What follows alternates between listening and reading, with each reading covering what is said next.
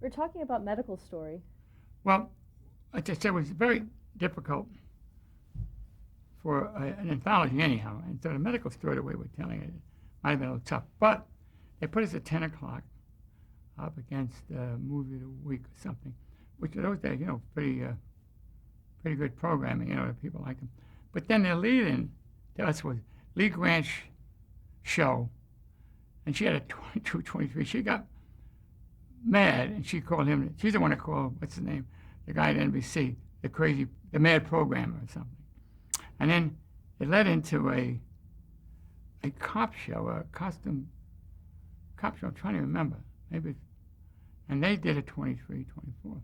So the entire evening before they got to me at 10 o'clock, it was like a 23 share. And those are the days where, at least have a 30 for guys to stick around. And I begged him, put in something that will, fit with us.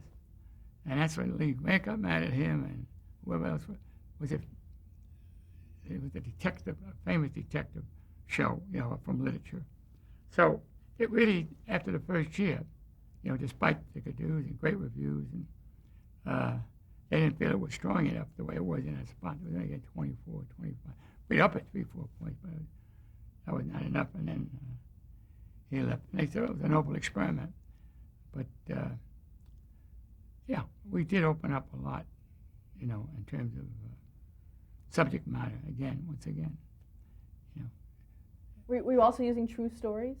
Hmm? Were you also using true stories that were researched and found? What do you mean? The way you did in Police Story, where you actually used real cop stories. Did you do the same thing for Medical Story? Yeah. Well, these were real stories, taken, from files and doctors and all that. And a lot of hospitals weren't happy with it, but we did what we thought was right. And one of the things that people talk about today, talking about 20, 30 years ago, these interns who don't make enough money, they go to emergency wards, at night to get some more dollars. And by the time they get to the hospital, they're tired and beat up, but they don't get much money as interns in those days. I still think it's somewhat of a problem. And they can make mistakes if they're tired. So we opened that up, as well as collusion between a company doctor and a company. While you were producing these series, you also had an overall deal with Columbia Pictures Television. Yeah, it was very unusual. I was doing Police Story, Policewoman, and there was a fight between the East Coast, Columbia, Screen Gem. Well, that's an interesting point. And then the West Coast. And they were just fighting. They were just, the guy was the head of the company and the guy the head, without me mentioning names, the head of the, Columbia Television. And all of a sudden, he asked my manager, he said, would David Gerber take it? He said, we got 2 shows. I said, well, you tell him if I can keep my shows, I'll run the studio for them. But I thought they were going to go to hell. So it was John Mitchell. He called up and he tried to get David Gerber to become head of it. And then, what's his name? Alan Hirschfeld, I think. If you get Gerber, it's okay. It'll be okay with us. We'll back off. So he came to me, and they allowed, Bill Hayes was unbelievable, and they allowed me to keep the 2 shows as my company and still do the other shows, still be a supervisor of the other shows. And I did. I worked with other producers, whatever. I never stopped them doing what they want, really. But also, everything, I had a piece of the action. It was the only first and last time to do it, gross situation of everything that was done during my years there. How were you able to juggle all of that? Huh? How were you able to juggle all this, between producing and... That's why my wife used to come at 10:30 at night and drive me home. Because really, it was tough. We worked long hours, and it was tough. But most of the guys did the same thing. Work Saturdays, Sundays, or go in and edit on Saturday or read scripts. You just get in a groove, So, but one thing I did do, I made sure I took a 2-week vacation when I got married. I never took vacation. I got married with a man, but then we went out. Things were okay. But it was, but I had a good staff. At that time, I had Jeff Benson, who's now president of TV for Patagon. And who else? And then we had these great below-the-line people. We had Chris Sherlock, who's now producer for ER. he produced and directs. He's fantastic. And we had Christopher Morgan, and again, another below-the-line guy who's producing some of the stuff for ABC right now. He's producing a lot of stuff. I had some very good people. I was starting a post-production stream with funny in the editing room and in the post-production music. And they were great. And I made them all producers, roll up. And so I had some very good people. And I had Stan Kalis, who was really a brick for Police Story. He knew writers and all. And he had a team. Liam O'Brien was one of his guys. And Salkowitz not with us now. We had very good writers. And then at that time I said, okay, let's put it together. I see the script, prove the script. And they go ahead and do it. Then I work with them on the final show. I seen every goddamn one. Policewoman, I made sure I seen every one. And, I would approve of it. But they were getting the hang of it, especially Stanley, But, we were young then. Was I young then? What would you say is your management style? What is your management style? How do you delegate? Do you? Yeah, in some way, it's I don't know how to explain it. It's very unconventional. I used to tell them, look, I can't teach you a goddamn thing, but if you listen, you're going to learn a lot. I blow. They said I blow. Pretty bad temper. But it was the little things that got me mad. If there was a catastrophe, something might rain or something broke down, and I was calm. But when somebody screwed up on some stupid thing, a mechanic thing, then I got mad. I said, because it's a waste of time. And these young guys that were coming in, for pea and vinegar, I would get after them pretty heavy. If they had the ability, I know they had. And I made sure that they would reach in and get the best of the ability up. And that's why I was banging away and you say, geez, tough, I'm against Sagansky running down a corridor. You're brutal. That's when he and Prina Chan were both working for me. You're brutal. And I used to get on their ass. But if somebody, I realized, couldn't go beyond what they had, I was nice. I figured I had to figure out I was nice. Maybe move on, whatever. So people used to worry when I was too nice to them. I met a woman, wife of one of my producers, and said, Mr. Gerber. I said, yeah, it was David. I said, you probably know that because when your husband come in, well, you heard of that son of a bitch Gerber. No, I had this Brooklyn humor that got me, believe me, past a lot of it, And no matter how mad I got, it was over, And we'd go on. I never hit somebody for trying to do something I'm failing on. And so it was that kind of a freewheeling, freedom thing, but it was exciting, it was different. And sometimes the director would get mad and walk out of the room, and I have to follow him down and stay away from me. One of my producers who worked for me was in the editing room, and I got mad at him, and he walked out. I said, where are you going? He said, if I stay here, I'm going to knock your head right off the goddamn shoulder. I said, well, keep walking, don't stick around. Then I used to go nose to nose with some of the toughest guys in the business. Dan Curtis, Norman Rosemont, Jesus Christ, and Vince Edwards, and Bo Swenson. And I used to say, please, Louis, don't let him get too mad. I go nose to nose. Don't let him get They were pretty tough. But I got away with it, pot bullshit, pot honest. I was always earnest about the bottom line, what was wrong.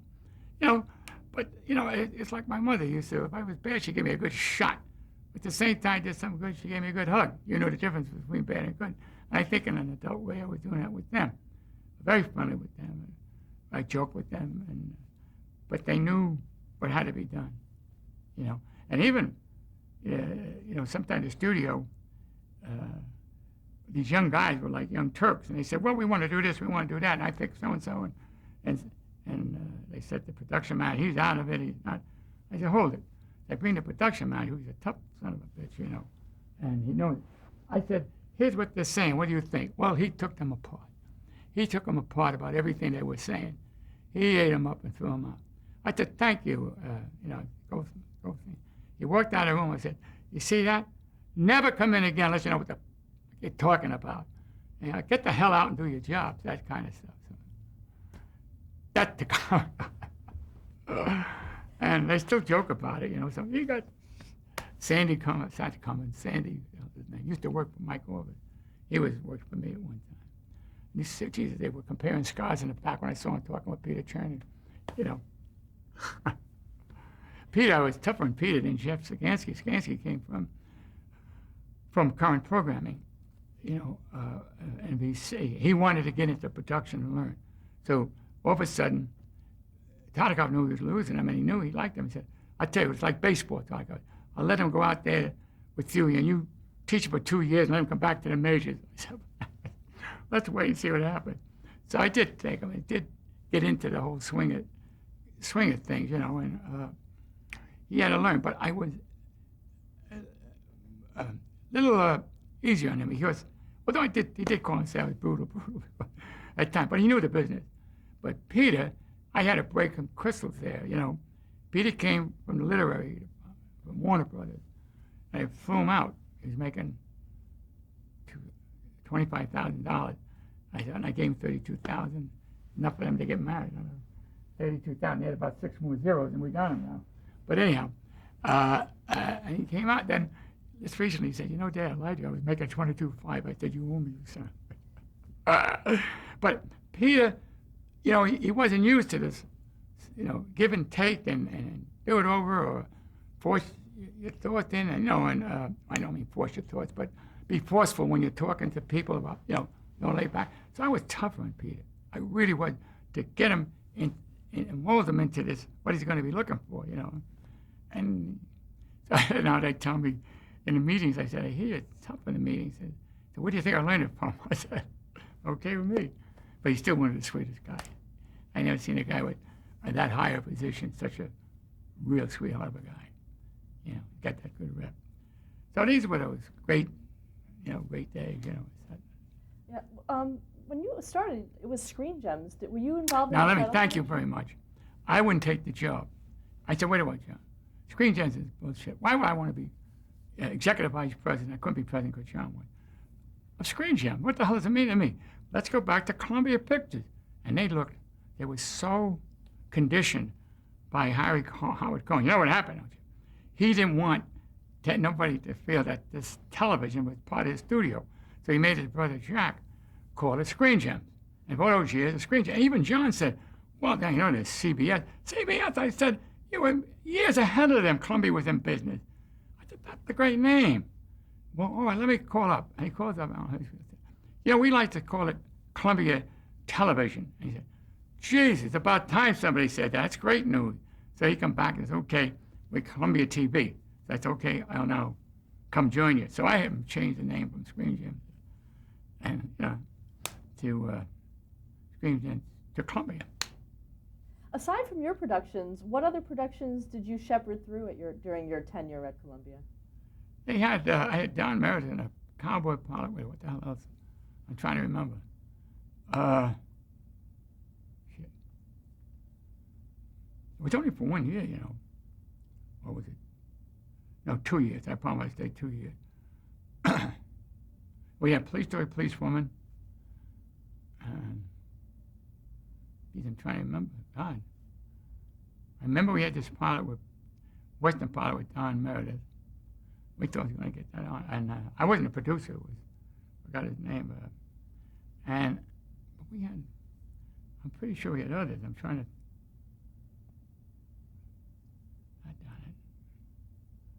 We had a few others. Oh, at one time, I had this Needles and Pins. You know, once again, I had Needles and Pin about the Jewish, you know, fashion, textiles and all.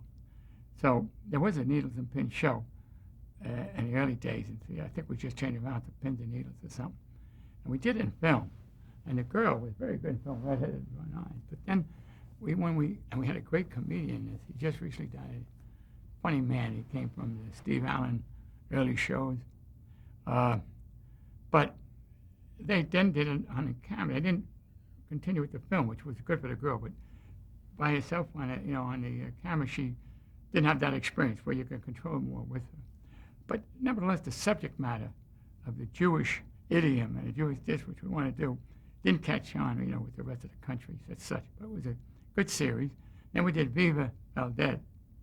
And Viva El Dead, ahead of any of them. I did more of these things ahead, and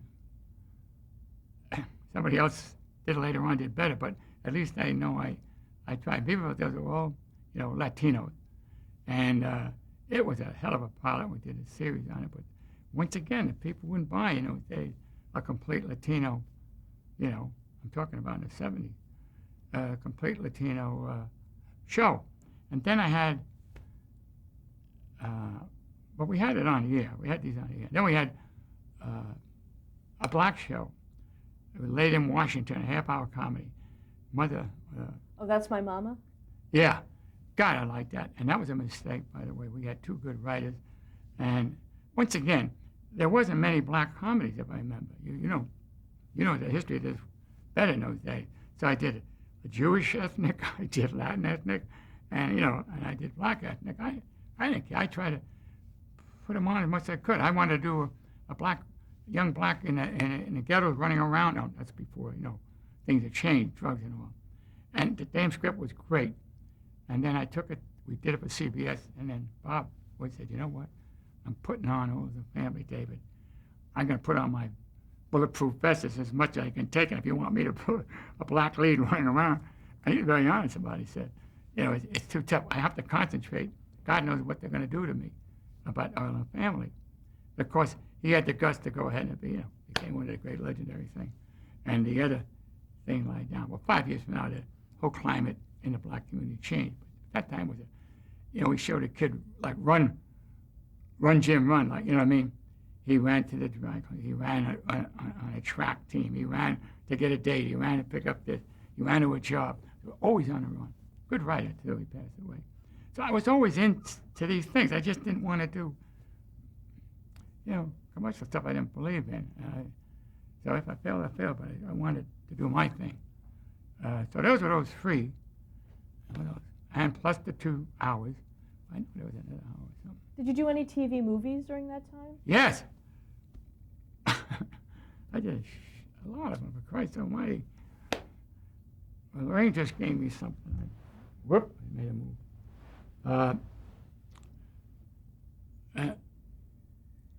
Well, I'll tell you what I did do, too, also. Wait a while.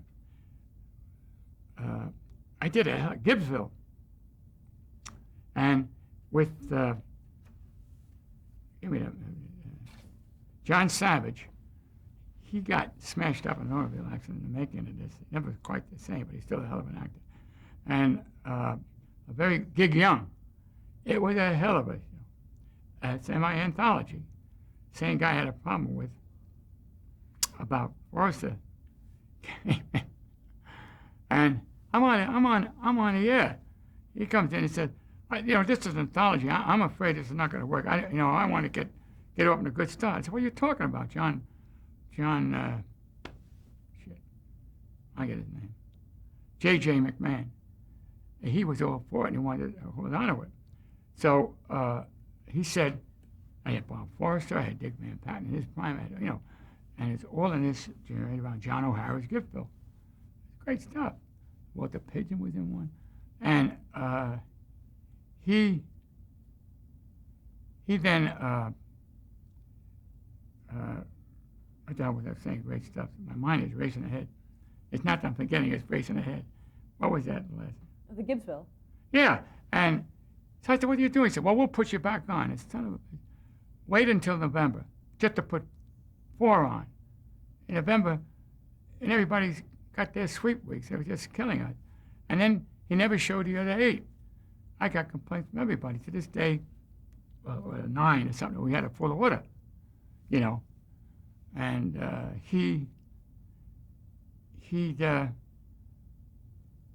wanted to kill him. It was just a shame. He came in, it's a semi, and it got good reviews too. Bob Forster was in the first one. It was like opening up a town, and there's secrets, and it's great.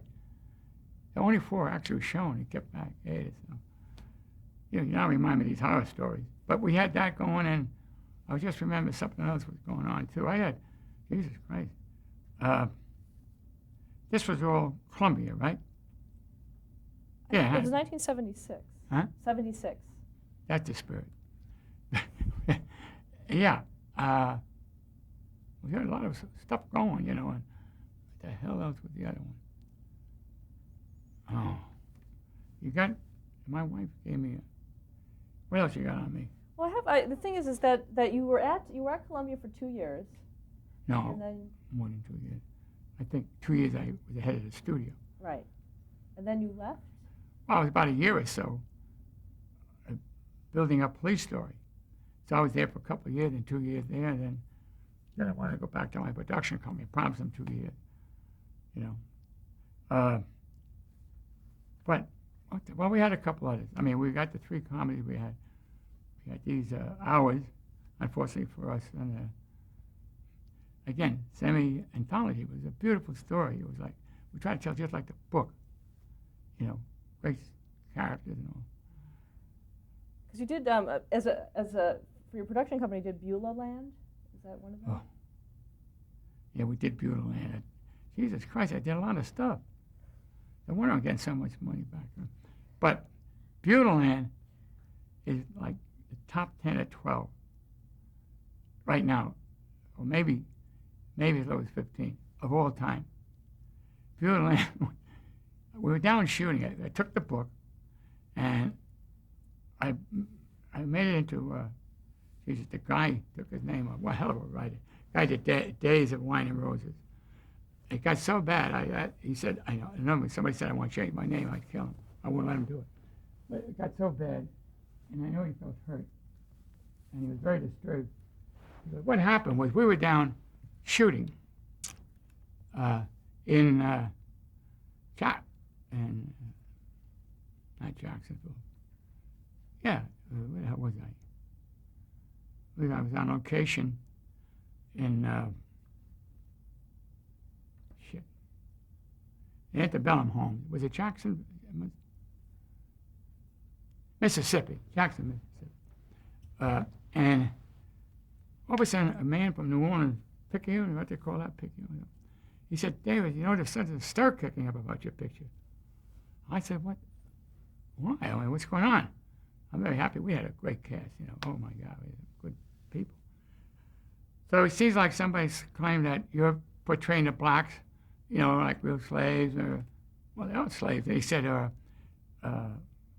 treating them like, they were no mind of their own. It was very stuff. I said, what are you talking about?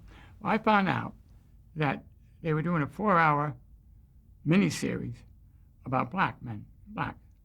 And they fired the director, who was black, and put on a white director. So there was such a big goddamn stink.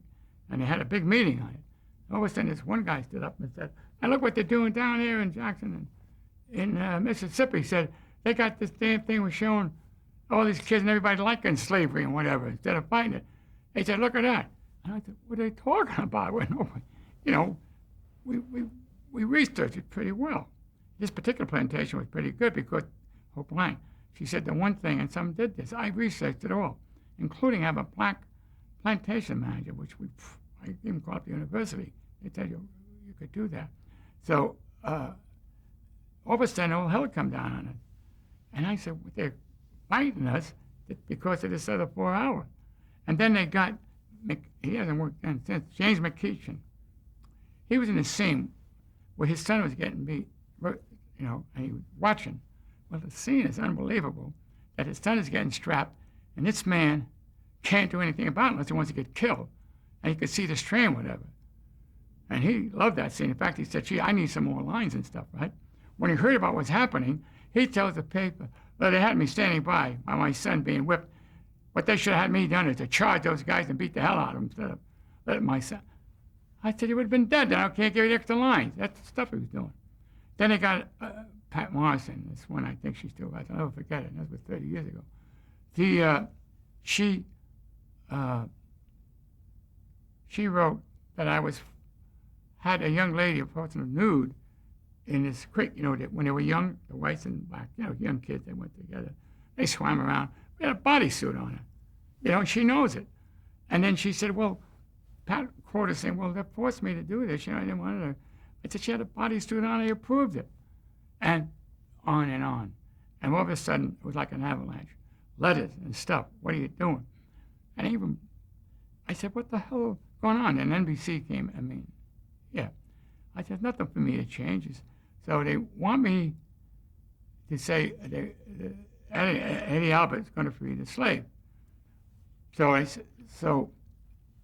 said, when you're going to free the slaves, what the hell are you going to do? Hop a bus and go to Detroit and work on a goddamn line? I said, they don't know what the hell to do. They're used to the system. And we had one of the girls saying, well, what is this freedom? What do they call it? Manuson? What is this? We had to put in, well, what is this freedom? It doesn't mean much. And the guy said, yeah, it does. So to show how she objected. And then I put another woman in from another plantation, because our plantation was pretty well, run by the Hope Line character. And this woman was saying how you're lucky you come and how much they suffered and how much they, went in. But in reality, it was great scenes. You saw two kids grew up, black and white. When he got older, all of a sudden, on a certain day when he's in, the black kid, Dorian, right, he's very good, this kid, hitting on an anvil, and the white kids get mad. I said, Jesus, could you hold down? The guests are there. Would you please hold down at the wedding? All of a sudden, the way he said it and whatever, the black kid knew it was over. They will never have this relationship. They grew up again. Hell of a scene, Don Johnson was in there. He happened to fall in love with a girl, happened to be a lesbian, and she was very office on him. He broke down. The crying scene was great. It was a big thing, and we even had the black plantation manager was very different. We had her teaching some of the kids to read and write, and we had to criticize her. She said, if you treat them right, they'll work better. You get more out of them beating the hell out of them. And we would, So I got letters like you don't believe. Would you just with a concentration camp with the Jews? It was hate mail. And this one guy, black actor, took it upon himself to be the leader and all that sort of. It got so bad that for 4 hours, for 2 days, I had cops there because we were being threatened. I took the dog out for a walk one night and said, who's that? I pay your salary, don't shoot me. I told him, But nothing happened that way. And then we got big numbers, 35, 36, or something like that, up there, 37. And everybody talked to me about liking it, but they jumped on it, I didn't become bitter about the black thing. I tried to understand, but there was always a few people take advantage of it, And so that was a bad situation. Then we did the rerun. They did it purposely. And we got one of the highest, maybe the top 10 or 5 number rerun for a miniseries. And there was no more letters, no more anything. It was all bullshit. The limelight was gone, whatever. So that was a tough experience. But I held my ground. I didn't change that much. Another TV movie you did was the Lindbergh kidnapping. Oh, I liked it. Jesus Christ. Yeah. I was trying to think what I was doing. I got 6 awards. You don't think I got stopped because I find out when you go up against some politically correct thing like Elizabeth, Roosevelt and his wife or Hiss, you're in trouble. But nevertheless, it was a hell of a show. Big cast. And again, we put Hoffman in a light, an honest light. We didn't make him a sneering one. And Tony Hopkins played him. The Yiddish actor, and he won his first, I'm going to get him sometimes. You better say when you talk about your way, it was the first award you ever got. You got an Emmy for a supporting role.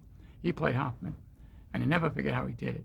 When the guy was accusing him, it really was a bad scene. A guy, the prosecuting attorney got away with murder, and he said, you did that. You think it's funny? You think it's funny?